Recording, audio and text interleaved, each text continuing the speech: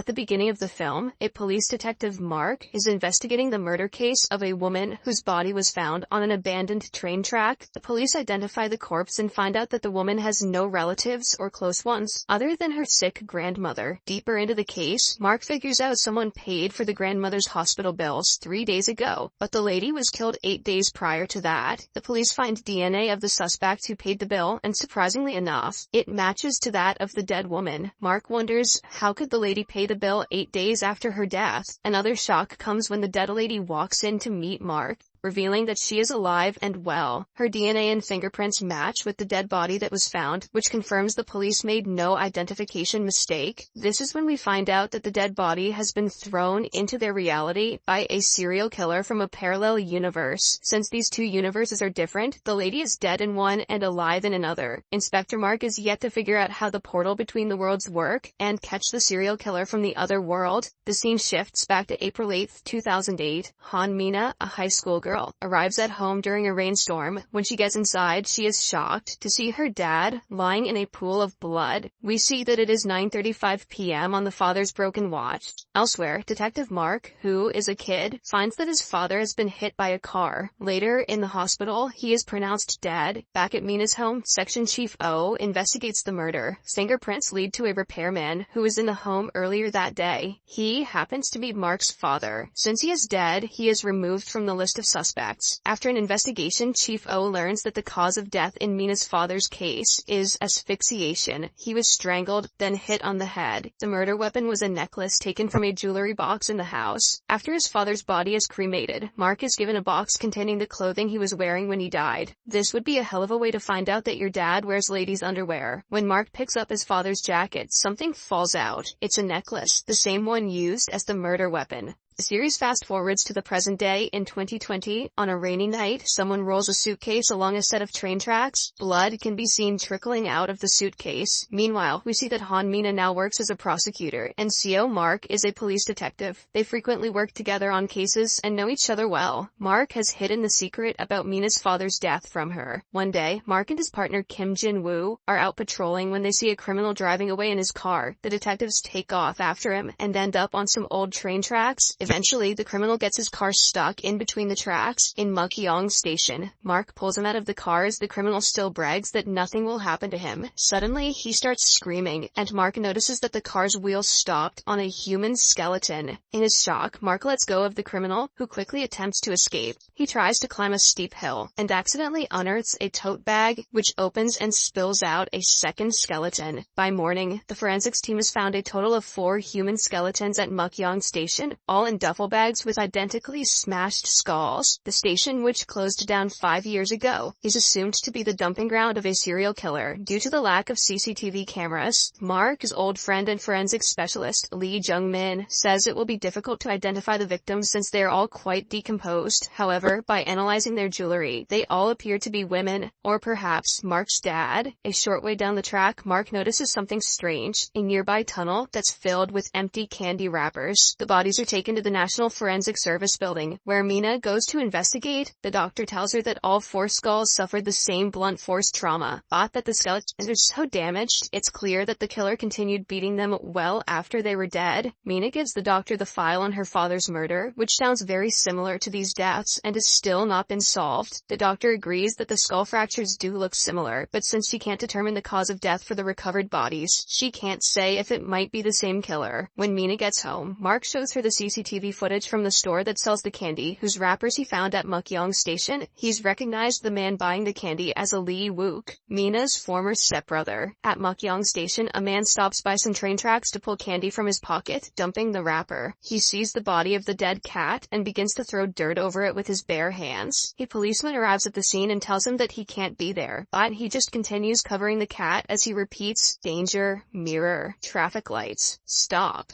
Man is Lee Wook, Mina's former stepbrother. The police take him home, where his mother, who is also Mina's former stepmother, Jo Young-ran, screams at the cops to just take him with them. Meanwhile, Mark arrives at the scene to talk to Wook. He realizes that Wook has become mentally handicapped since he last saw him. When everyone calms down, Mark reintroduces himself to Young-ran. She remembers Mark as the guy who took Mina to live with him after her father died. It turns out Mark took her in since Young-ran used to abuse Mina, and Wook would sexually harass her. Mark learns that Wook incurred a head injury when he was driving drunk and plowed into a telephone pole. He then approaches Wook, who barely acknowledges him, though Mark remembers beating the crap out of him when he assaulted Mina. Mark gives Wook a candy that he brought with him, then shows Wook a photo of Mukyeong Station. He asks if Wook has seen anyone there, carrying a big bag or digging with a shovel. Instead, answering, Wook starts playing with a train set and repeating, "Danger, mirror, traffic lights, stop." Mark notices that he's written those words and some other random-seeming words, such as mom, pig, and Buk Gyurungru, all over his bedroom walls. Buk Gyurungru is way more complicated than those other words. Back at the station, Mark tells Jungmin that he has a fingerprint from the candy wrapper that he gave to Wook earlier. He asks her to compare them to the ones found on the duffel bags. As Jungmin flips through some crime scene photos, Mark notices something interesting in the background. There's an old danger sign next to one body, a discarded mirror next to another, and defunct traffic lights by the third. He asks Jungmin to let him know when she gets the results on the fingerprints, and takes off. Next, Mark goes to the site where they found the bodies and locates each of the items from the photos. They just happen to be the same as the words Wook keeps repeating, danger, mirror, traffic lights. Though he doesn't see a stop sign to go with stop, or even a wild Buk Gyurungru to go with the word Buk Gyurungru. Just then, Jungmin calls him to confirm that Wook's fingerprints match the ones found on the duffel bags. At the same time, Mark finds a stop sign, and it becomes clear that the words are reminders of where the bodies were hidden. He calls Jae-hyuk and tells him to look for anything connected with the word Buk Gyurungru, certain that there's a fifth victim and that the word Buk Gyurungru on Wook's wall will lead him to it. When he hangs up, he finds Mina standing behind him. She asks what he means about Buk Gyurungru and a fifth victim, so he explains everything to her. She believes that this means Wook also killed her father, but Mark mutters that Wook had nothing to do with her father's death. He adds that Wook isn't the same as he was 12 years ago because of his accident. But Mina isn't listening anymore. Instead, she sees a flyer on the wall for Buk Gyurungru Chinese food delivery. They split up to look for a fifth body, unaware that Wook has snuck away from his mother and is outside, digging another hole. Mark experiences a strange moment when he gets a sudden headache and hears a train, but it soon passes, only for Wook to hit him in the head with his shovel and knock him unconscious. Holy Buk Gyurungru, Batman! Meanwhile, Mina is inside the abandoned station, following more Buk Gyurungru flyers to a plastic trash bin that catches her eye. She removes the lid and there's a duffel bag inside with the body of a young woman. After knocking Mark out, Wook sees the glow from Mina's flashlight and follows it to her. Suddenly, the old clock on the station tower starts ticking, and as the minute hand ticks to 9:35 p.m., Mina finds a discarded train ticket on the floor for February 14th, 2020. An injured Mark slowly rouses on the track. Just when a train that shouldn't be there barrels down on him at full speed, he leaps off the tracks just in time, and the train speeds past him. Inside, when Mina hears Wook coming, she hides, but he soon finds her when her phone buzzes. She accuses Wook of killing those women, and he attacks her with his shovel. Mark finds Mina moments later with Wook still looming over her. He grabs Wook and starts hitting him. Grabbing a gun, Mina asks Wook why he killed her father, but due to his head injury, he doesn't even recognize the man's name. "If it's not Buk Gyurungru, I don't want to hear about it," says Wook. She tells Wook that she's going to kill him, and as he listens, Mark's eyes fill with tears. Knowing that it's time to tell the truth, he says that it wasn't Wook who killed her father. He tells her that the killer died while he was running from the scene of the murder, and that killer was actually Mark's father. He also tells her how he found her late mother's necklace, the murder weapon, in his father's belongings. Their conversation is cut short when the cops arrive at the scene and take Wook away. Mark sits miserably as Jungmin processes the scene near the fifth victim. He notices a large burn scar on the victim's left side of the neck. Jungmin notes that the woman was killed the same way as the other corpses, as well as how Mina's father was killed.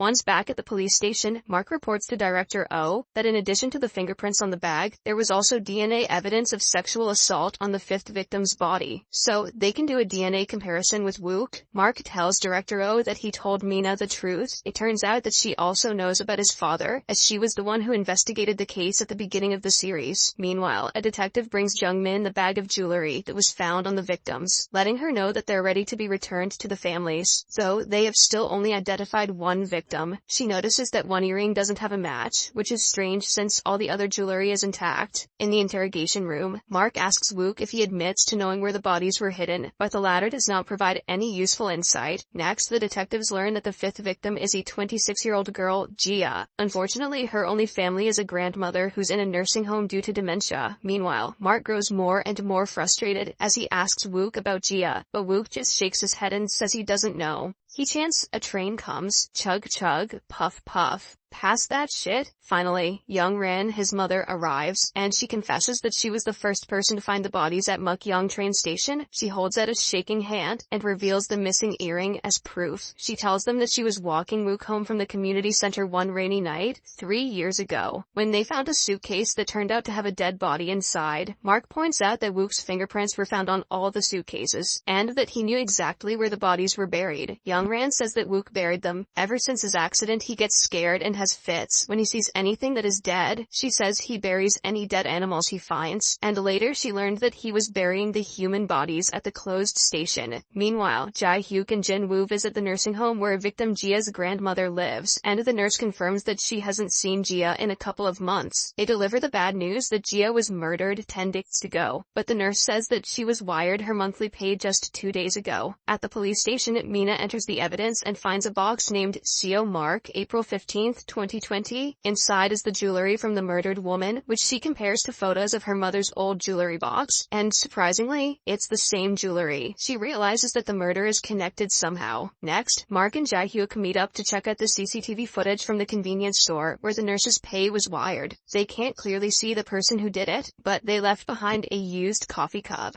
Aha, the killer likes pumpkin spice. Mark then returns to the police station where Mina is waiting to ask him if his father had any other pieces of jewelry in his possession when he died. She explains that all of her mother's jewelry disappeared on the night her father was killed, not just the necklace. So if his father was guilty, then he'd have had everything on him when he died. Mark reiterates that all the evidence points to his father as the murderer. Meanwhile, Jungmin has done tests on the coffee cup, and the results have her thinking that it may have been contaminated because the DNA matches Lee Jia's, even though she died 8 days before the cup was left at the convenience store. Back at Mark's office, a young woman walks in and says that she is Lee Jia. To Mark's surprise, he stands there, utterly speechless. The Lee Jia standing in front of him even has the same scar on her neck that the dead Lee Jia had. At Mukyong train station, Mina is walking along the tracks in the rain. She pulls out the discarded train ticket she found for February 14, 2020. The clock then strikes 9:35 p.m. and suddenly, the train signals begin to chime. Mina stands there confused as the train suddenly appears and whips past her. She can't believe her eyes at the sight of a passenger train appearing on an abandoned track. The train is completely empty apart from one person, dressed entirely in black, feeling a large suitcase through the compartments. She hears a suitcase being tossed out of the train and walks over to it. She starts to unzip the bag when the cocking of a gun turns her head. A shot rings out, heard only by the sole patrol officer on duty. In the meantime, Mark and Gia sit in a private room, and she's shown photos of her dead self. While she tries to process what she's seeing, a call from Jae-hyuk further complicates things. The dead Lee Jia has the exact fingerprints as this Lee Jia, which means it can't be a case of unknown twins or mixed identity. Another call to Mark has him running down to the train station. In the next scene, the phantom train reappears at another station, this time full of passengers. A suited man disembarks with a gun in hand. Mark arrives at the train station and learns that the patrol cop discovered the new suitcase with yet another dead woman inside. The cop is confused himself, as no one has entered the premises except for a woman detective. That is, Mina. Not far from the tracks, Mark discovers Mina's limp body, shot through several times. He pleads with her to wake up as he sobs and calls out her name. We then finally see the alternate world. At the Mukyong train station in the other world, alternate Mark gets off the train and runs out of a building, just before police run inside and find a man dead from a gunshot wound. He then escapes into a bathroom stall, and after injecting himself with drugs, he pulls his phone from a pocket, and his ID falls out, identifying him him as a detective, like the original Mark. Back in the original world, Jae-hyuk finds a flyer from Mukyeong Church. Inside the suitcase that held the latest victim, partial fingerprints are then lifted from the church flyer. In a flashback, we see that Mina used the final minute of her life to call Mark and make sure that he knew that it was the culprit of the Mukyeong station case who killed her father. As Mark pulls out the file on Mina's father, looking at the case photos, he confirms all of Mina's mother's jewelry disappeared 12 years ago. The victims of the Mukyeong station case were wearing them. During a meeting to review the evidence on the serial killer's latest victim, Jae-hyuk reports that the fingerprints have been chemically erased, but the fingers are stained with a dye used on car seats. What makes victim number 6 unique is the fact that she wasn't wearing any of the jewelry that was stolen 12 years ago. Jae-hyuk then reports to Mark that 3 right-hand fingerprints were lifted from the church flyer. At the police station, Mark learns from Jae-hyuk and Jin-woo that the fingerprints match those of a man involved in a huge drug scandal 3 years ago, Lee Jin-sung. Mark was his arresting officer, and since no one knows where Jin-sung went after he left prison, Mark suggests looking up his girlfriend. Soon enough they find the girlfriend, Park Min-kyung, in a club, and also Jin-sung, who attempts to escape at the sight of the police. In a flashback, we see that Min-kyung handed Mark a USB that contained the illegal ledger of Jin-sung while he was detained 3 years ago. All she asked for in return was a lighter sentence for her boyfriend. Back in the present, Mark recognizes the clip in Min-kyung's hair and guesses that it was a gift from Jin-sung. Pointing his gun at Jin-sung's head, Mark demands to know where he was 4 days ago, and he stammers that he was at work. Jin-woo and Jae-hyuk arrive and report that according to surveillance footage, Jin-sung is telling the truth. Jin-woo arrives to remind Jae-hyuk about the fingerprints, and he demands to know how Jin-sung's right fingerprints ended up on the church flyer. Min-kyung pulls off the glove on her boyfriend's right hand and reveals that his index and middle fingers have been cut off. The detectives are left in shock as their investigation has been stuck at a dead end. Next, Mark goes to the Mukyeong Church but finds it deserted. He stands in surprise as the flyer lists a current schedule of events. Mark enters the empty Mukyeong Church and finds a pamphlet from 2015 that lists the church's new name and the location. He immediately visits that location and finds out that the church has been in that location for 5 years. Upon closely inspecting the flyer, the man points to the photo of a pastor and informs Mark that it's been 3 years since he passed away. In his car, Mark thinks about the 2 Lee Jias with identical scars, Jin-sung's missing fingers that somehow left fingerprints on the church flyer, and a dead pastor whose photo appears on a flyer for a church that's been closed for years. In the alternate reality, alternate Mark boards the train at Mukyeong Station, where someone recognizes him and calls 911. 2 detectives conduct a search of the train as Mark is held up in a bathroom. When the detectives notice that the bathroom has been occupied for a while now, they pound on the door. Trapped, alternate Mark opens the door and punches his way out of the bathroom, and then hurries away. Back in the original world, the original Mark walks along the train tracks of the deserted station. He hears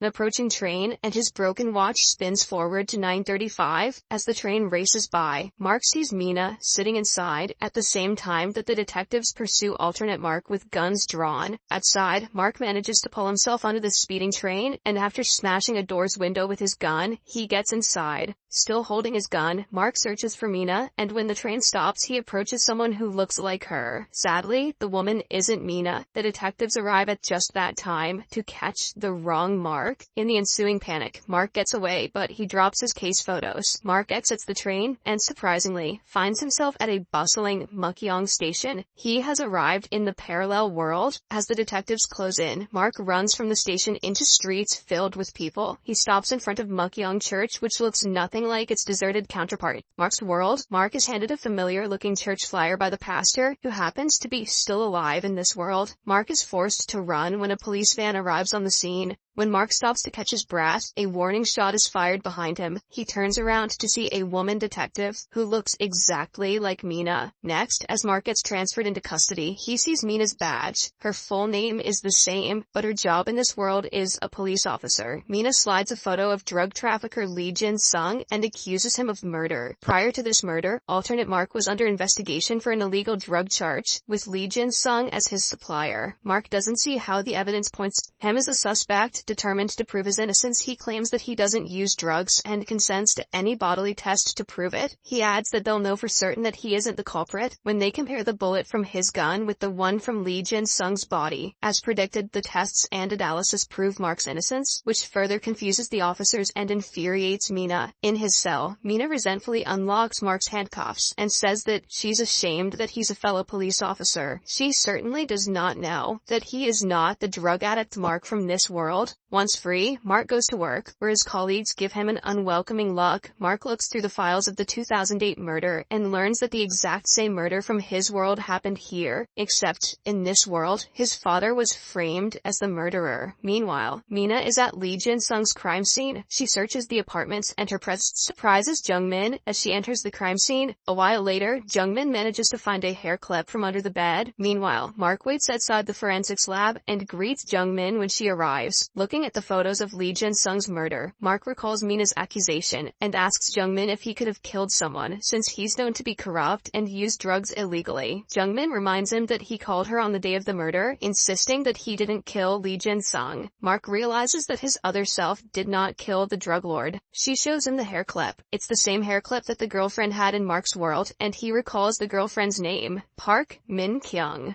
After her encounter with Jung-min, Mina looks into Lee Jin-sung's call records and finds a repeating number that belongs to Jin-sung's girlfriend. The following day, Mark meets alternate Park Min-kyung at her home and shows her a photo of Lee Jin-sung. He soon notices that alternate Min-kyung is married, with a baby on the way, and has no connections with Lee Jin-sung. As Mark leaves the house, he notices a USB hanging from Min-kyung's car rearview mirror, the same one that Min-kyung in his world shared with him. Mark decides to confront Min-kyung, knowing that she is somehow related to Jin-sung. Min-kyung suddenly grabs her stomach in pain and is rushed to the hospital. In a flashback, we see that Jin-sung begged Min-kyung over the phone to not leave him for another man and threatened to tell her husband about them. The doorbell rang and Jin-sung asked Min-kyung to stay on the line. Over the phone, Min-kyung heard the scuffle and the gunshot.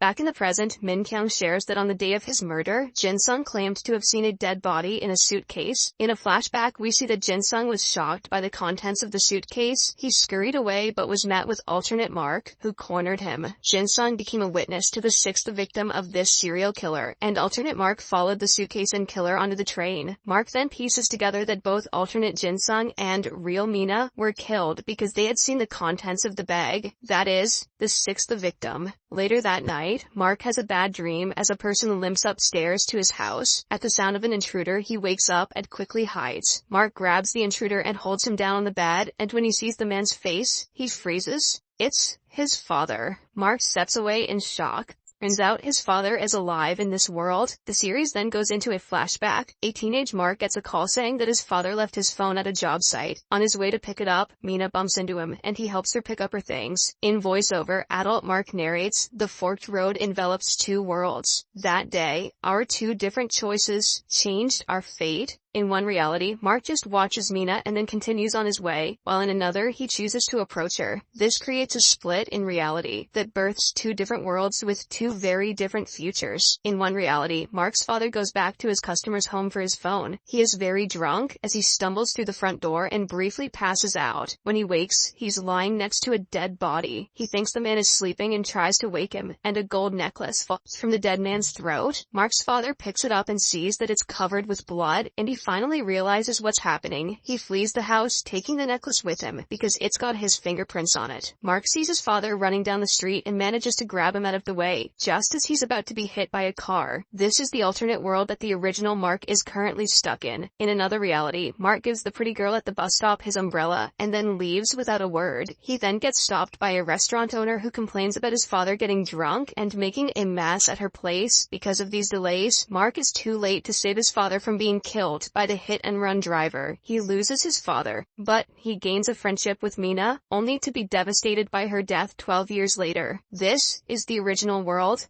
The series is back in the present, where Mark freezes as he sees his father in this alternate reality. Technically, the father is alternate Mark's father. Mark learns that the father was in prison for 10 years for the murder of Mina's father. He starts to leave, but Mark asks him shakily what really happened 12 years ago. He sobs, knowing that his father is innocent, and asks why he was framed for the murder. His father says he doesn't remember anything, as he was too drunk. While his father sleeps, Mark stays up late researching the world's version of the Mukyoung residential murder. He sees that in this reality, Section Chief O had arrested his father as the killer, while in the original one she had the case closed since he was already dead. At work, Mark is called to alternate Director O's office. He mentions the Mukyoung residential murder and insists that his father was framed. Mark learns that his other self was also suspicious of the same thing. He mentions the stolen jewelry from the case and says that he's seen it recently. He says that this murder was only the beginning of a serial murder case, but Section Chief O seems to have heard this all before from Alt Mark. Next, Mark gets on the train at the Mukyoung station that exists in this world. He rides around, paying close attention when the time reaches 9:35 p.m. But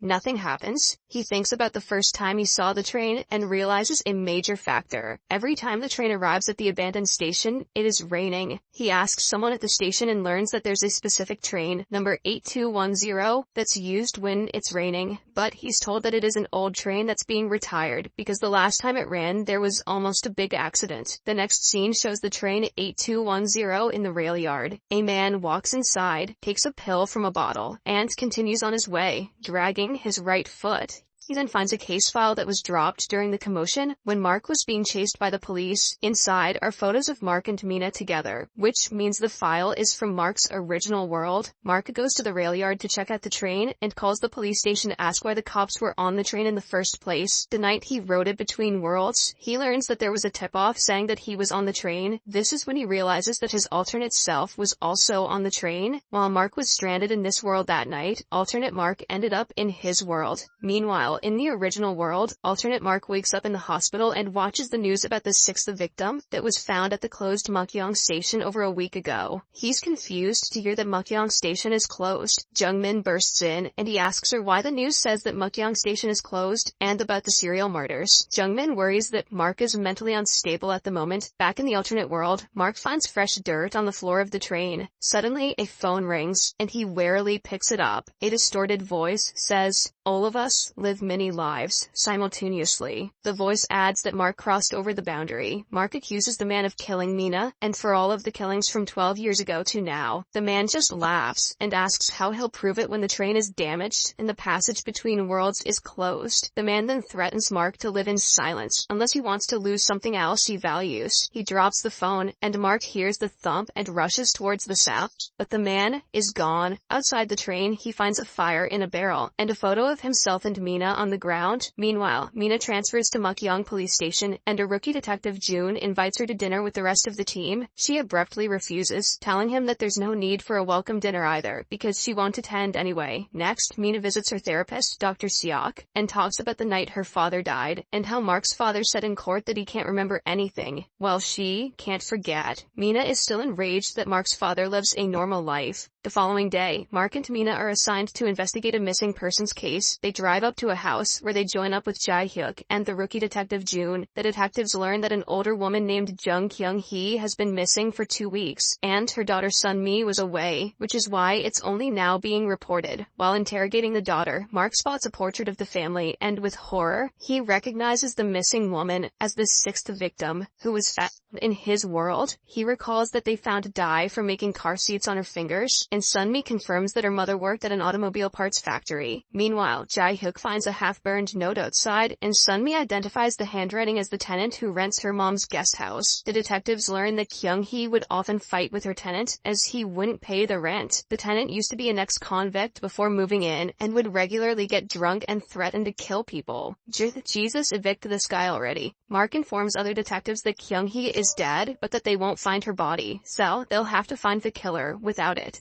Back in the original world, alternate Mark looks over the case file on the sixth victim, found at this world's Mukyeong station. There's a note that no jewelry stolen from the Mukyeong residential murder was found on the victim, and alt Mark's eyes go hard as he looks at the ruby ring. In a flashback, we see alternate Mark slapping around Lee Jin-sung from the alternate world, and he picks up the ring which falls from her pocket. Jin-sung had stammered that there was a woman's body in the suitcase he'd found, and that the ring had fallen out of it. In the alternate world, Mark and Jae-hyuk head to the landscaping company, where Kyung-hee's tenant works. He hears them asking his boss about him and takes off in the company truck. Mark and Jae-hyuk give chase, but they soon lose him. Meanwhile, June finds an invoice at Kyung-hee's house from a kitchen appliance store and reports it to Mina. She calls Mark and lets him know that the tenant purchased a meat cutting machine on the day that Kyung-hee disappeared. Just then, she hears something and says that she thinks the tenant is back. And then, the line goes dead. Mark hurries back to Kyung-hee's house. Mina sneaks back to the tenant's house, picking up an empty soju bottle on the way to use it as a weapon. The tenant bursts out of the door and crashes into her, kicking her viciously, while she hangs onto his leg, and he gets away. Mina goes inside the tenant's house and finds the place on fire and full of smoke, but Mark arrives in time to get her back outside safely. She tries to go back inside to salvage any evidence of Kyung-hee's murder, but Mark gives her a direct order to stay out. She pulls away, and they all search for the tenant on foot. The tenant attacks Mark when he sees him get close, and he pins Mark down and begins to strangle him with his bare hands. Mark sees his face for the first time, and he freezes in shock. It's Jin-woo. Only this Jin-woo isn't the gentle, kind detective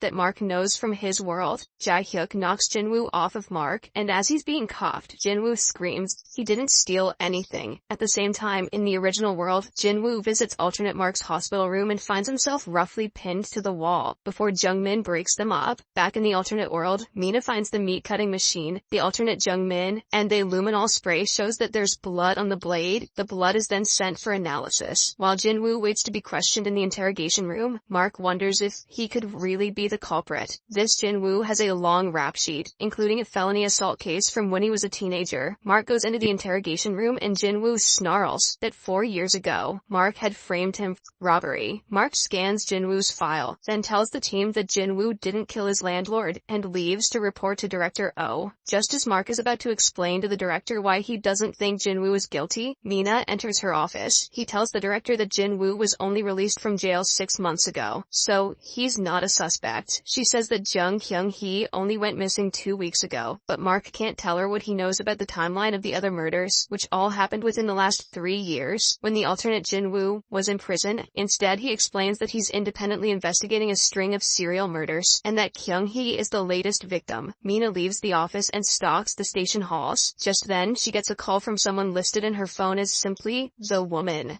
She has a sudden memory of huddling against a wall as a woman throws things at her. She ignores the call, but when she steps outside, there's someone in a car waiting for her. Next, Mina's therapist, Dr. Seok, finds Mina in his waiting room as he's leaving work. She anxiously tells him that the woman came to see her, and she stares at her wrist scars, and she recalls the woman screaming at her. The doctor tries to soothe her. Back in the alternate world, Mark asks June to read Jin-woo's file. He learns about the felony assault when Jin-woo was in high school. He then remembers his own world's version of the case. One day, when he was a new cop, he'd found Jin-woo's grandmother sobbing by her marketplace stall. Some boys from Jin-woo's school had destroyed her stall, and Jin-woo had run off with a large knife. Jin-woo had followed the boys to an abandoned warehouse, and was prepared to stab one of them. But at the last second, Mark grabbed the blade and stopped him. It had changed Jin-woo's life, and he'd become a cop because of his respect for Mark. But in the alternate world, Mark hadn't been there to stop Jin-woo, so he'd stabbed the boy, and his life had been ruined. Mark then goes into the interrogation room and tells Jin-woo that he believes he's innocent of Kyung-hee's murder. He asks why Jin-woo started the fire and brought the cutting machine. Jin-woo refuses to say, suspicious that Mark is trying to set him up, but he does tell Mark that he'd often given Kyung-hee a ride home from the train station, and that on the day she disappeared, he saw a strange car along the road she usually walked. He's amused by Mark's interest, and he sneers that he won't tell Mark anymore until he's set free. Mark offers Mina a ride to the crime scene. Upon reaching there, he walks the shortcut where Kyung-hee would have been that night, and just off the path, he finds her cell phone. It indicates that this is where Kyung-hee was grabbed, and Mark tells Mina that Jin-woo would have no reason to attack her way out here when they live in the same house. top of that, the DNA results from the meat cutter are back, and the blood on it is from an animal. Meanwhile, Jin-woo manages to escape from his cell. After learning about this, Mina is suspicious of why Jin-woo would try so hard to escape if he's innocent. Mark recalls Jin-woo saying that he would punish anyone who hurts those he loves. Mark realizes Jin-woo is after whoever is responsible for his grandmother's death. While Jae-hyuk and June check at the building where Jin-woo's grandmother ran her market stall, Mark and Mina find a digital camera in Jin-woo's truck. On it are photos of a house, inside and out, at all times of the day. Jae-hyuk calls Mark with information that the building where Jin-woo's grandmother and other vendors ran her stalls had some trouble last year with the construction company that was slated to redevelop the area. A violent protest broke out, badly injuring Jin-woo's grandmother, one of the company's employees. She later died in the hospital. The company responsible is Gun-hyung Development. Knowing that Jin-woo likely plans to go after his target right away, Mark calls for backup. Mark, Jae-hyuk, and June arrive at the house at the same time, but the doors are locked, and they've been unable to reach the owner. In the next scene, we see that Jin-woo is already inside, standing over the sleeping homeowner with a large knife. Jin-woo raises the knife, but Mark arrives in the room to grab his arm, but he is thrown across the room. As Jin-woo proceeds to attack Mark, Jae-hyuk arrives and fires on Jin-woo from the doorway. Mina runs in just seconds later and flips on the lights, and she notices that the homeowner is still in bed. They all realize at the same time that she is already dead, and Mark recognizes her as Jo Young-ran, Mina's abusive stepmother. Just then, Mina notices a necklace that Young-ran is wearing. It's the one that had belonged to her mother, and it even still has her mother's initials on the back.